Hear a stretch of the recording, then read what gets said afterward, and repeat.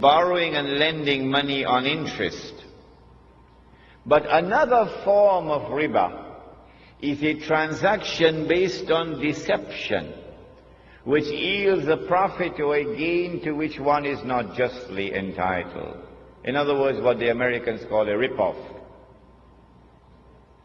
Today, the whole world, the economy around the world, is in the grip of riba or usury. But notice that the modern riba economy originated from Britain. It is the Bank of England, which was established at the end of the 17th century. The Bank of England, which began the effort, which spearheaded the effort for the establishment of today's modern riba economy. Not only through lending and borrowing and interest, Britain became the money lender of the world.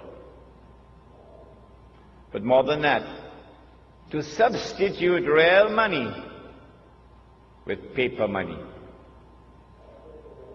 It is Britain whose Bank of England, at the end of the 17th century, who began to issue the first paper currency. And once you begin to issue paper currency, your capacity for establishing a riba economy is now tremendously enhanced. But we have a lecture on this subject coming up, Islam and the international monetary system. The Prophet said, sallallahu ta'ala alayhi wa sallam, that the last people to come out to Dajjal, or the Antichrist, will be women. The last people to come out to Dajjal or the Antichrist will be women. And a man would have to return to his home and tie down his wife and sister and daughter to protect and preserve them from Dajjal, the Antichrist. Indicating that when Dajjal's mission is close to its climax, something strange is going to sweep the world of women. That they are going to be deceived, utterly deceived. That what would appear to them to be the road to progress, which they will eagerly grasp and embrace, what would appear to them to be a revolution in the world of women, the likes of which mankind never witnessed before, would in fact be Dajjal's deception. I believe you will share with me the view that the prophecy of the blessed Prophet Muhammad alayhi salatu wasalam is today being unfolded in the modern feminist revolution and its so-called struggle for women's liberation. That also is a topic which is coming up in our series of lectures.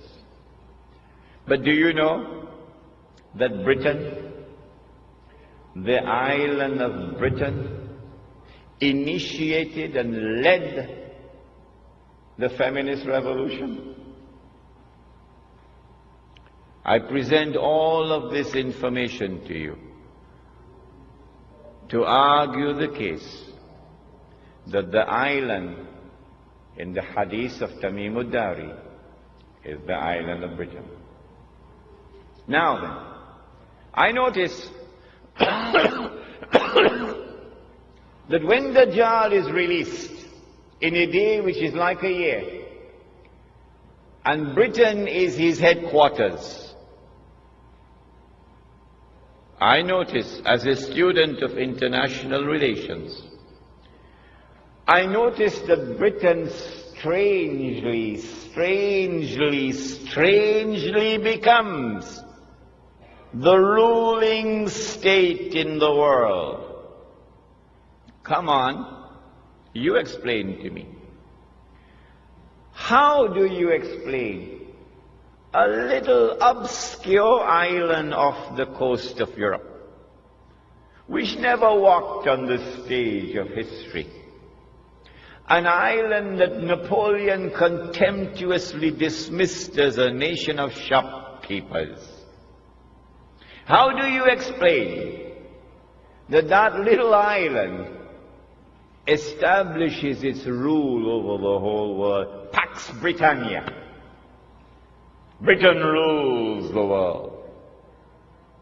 I want to suggest to you tonight that the only man who can explain the emergence of Britain as the ruling state in the world at the time when it emerged is a man named Muhammad. Allah's blessings be upon him. And the explanation is that this is the work of the Antichrist. In 1914, if you would go back and do some research, you will find, as yet, air power has not as yet come. Your armies commanded the land, and your navy commands the sea. And Britain controls the seas of the world. In 1914, Britain commanded every strategic naval port in the whole world. This was not by accident. It is time for us to sit back now and read history once again. It is because Britain was poised at that moment, commanding the seas around the world, and the Zionist movement had accumulated this vast chest of money through the diamond mines of South Africa, that in the summer of 1914 they were ready to strike with an act of terrorism. An act of terrorism which changed the world. I want to suggest to you that the authors of that act of terrorism in the summer of 1914, through which the Archduke Franz Ferdinand was assassinated in Sarajevo, are the same authors who planned and executed the September 11 attack on America. There are those who will not be convinced. They will say, no, CNN does not lie. The American government does not tell any lies. No, they said that it is Arabs and Muslims who attacked America on September the 11th, and we are convinced that they are speaking the truth. But guess what? One day, we stand in another court. On that day, the Quran says, يَوْمَئِذٍ تُحَدِّثُ أَخْبَارَهَا. The earth will reveal all the secrets that the media don't tell us today. And on that day, I will not be surprised when I am shown who are the authors of the September 11 attack on America. I would not be surprised on that day. But on that day, those who insist that Washington is speaking the truth, oh, what an awful event will be for them. Say, you know that? I mean, these people are going to give me a 6 for a 9.